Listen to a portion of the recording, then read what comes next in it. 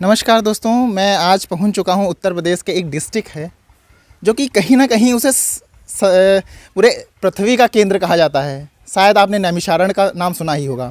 नैमिषारण्य कहाँ पर पड़ता है आप सबको पता होगा।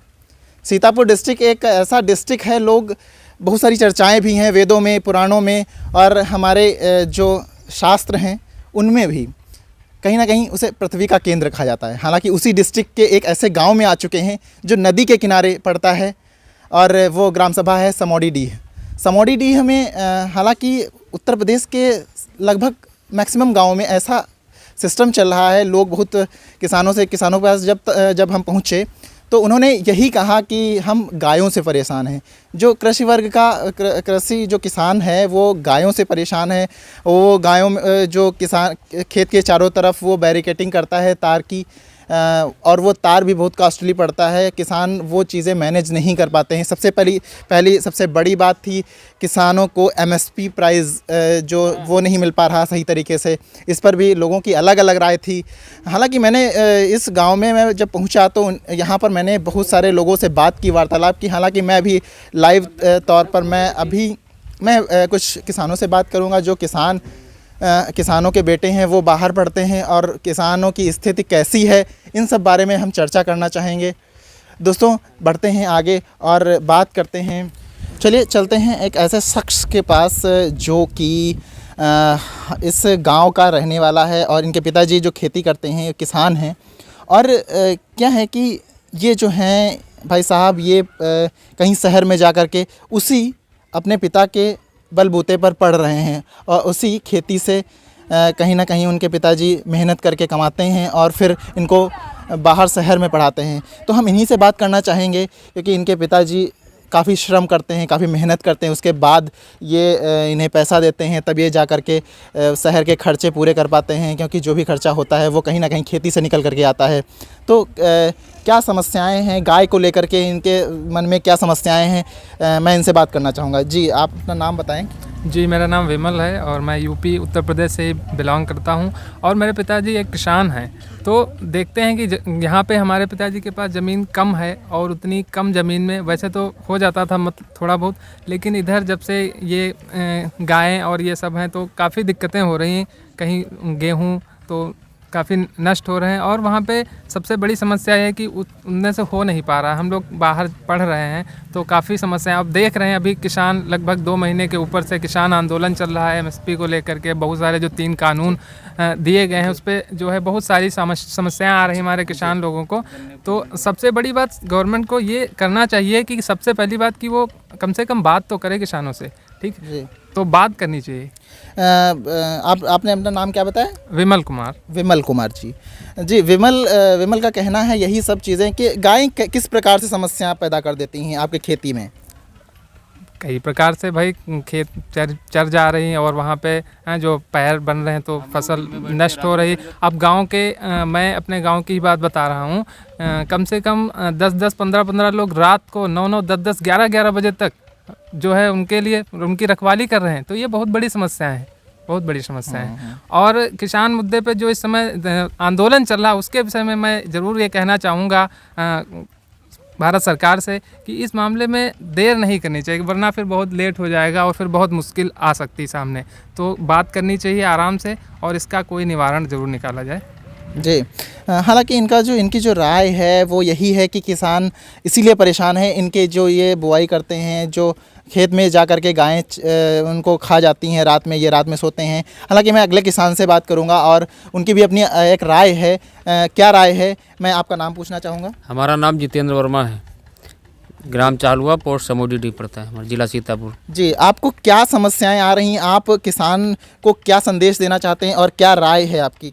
हम सरकार से यही कहना चाह रहे हैं, हम लोगों के वहाँ आवारा पशु बहुत परेशान किए हुए हैं। हम लोग दिन में बचाते हैं तो रात में खा जाती हैं और इससे बहुत परेशान है। और 3-3, 4-4 महीने गन्ना का पेमेंट नहीं मिलता तो हम लोगों के बच्चों की फ़ीस नहीं भर पाते हैं। उसके लिए सरकार को ध्यान देना चाहिए और आवारा पशुओं से हम लोग बहुत परेशान हैं। आप अच्छा, यहाँ पर इस जो क्षेत्र है यहाँ पर कौन कौन सी खेती होती है? हम लोग मेन गन्ने की खेती है यहाँ पे, गन्ने की। उस गन्ने का भुगतान ना होने के कारण हम लोगों की पढ़ाई लिखाई और भी सारे खर्चे सब रुक जाते हैं और आवारा पशु बहुत परेशान करें। हम लोग दिन में जब बचाते हैं तो उसको रात में चर जाते हैं। अच्छा, ये जो गन्ना है आप किस शुगर मिल में लगाते हैं जो कि आपका पेमेंट नहीं देता है? Govind sugar mill Aira Khamaria.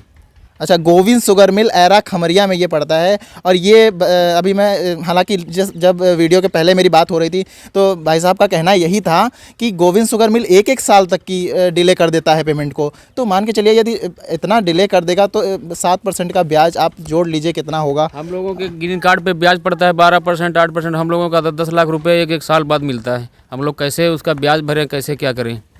जी, बहुत सारी समस्याएं ऐसी हैं छोटी छोटी।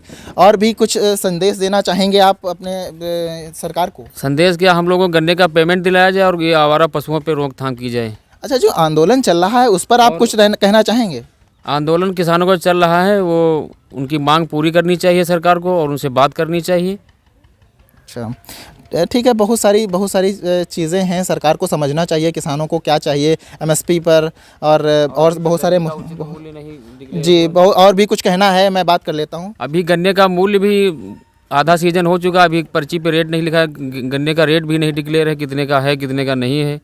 और डीजल पेट्रोल कहाँ पहुँच गया है, डीजल 80 रुपये में डीजल पहुँच गया है। हम लोग कैसे क्या करेंगे? अच्छा, एक समस्या और ये लोग बता रहे थे, क्योंकि पर्ची वाली समस्या जो थी, ये सबसे पहले जो पर्चियाँ होती हैं उस पर इन लोगों का गन्ना लगता है। तो वो पर्चियों वाली समस्या क्या थी, हम आपसे पूछना चाहेंगे। पर्ची वाली समस्या तो इस बार ठीक चल रही है।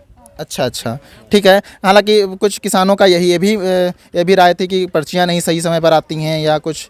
आप कुछ कहना चाहेंगे? अच्छा, नहीं, कोई बात नहीं। चलिए, इधर से हम बात करेंगे कि किसान आंदोलन चल रहा है तो बहुत सारी बता रहे थे समस्याएं आ रही हैं।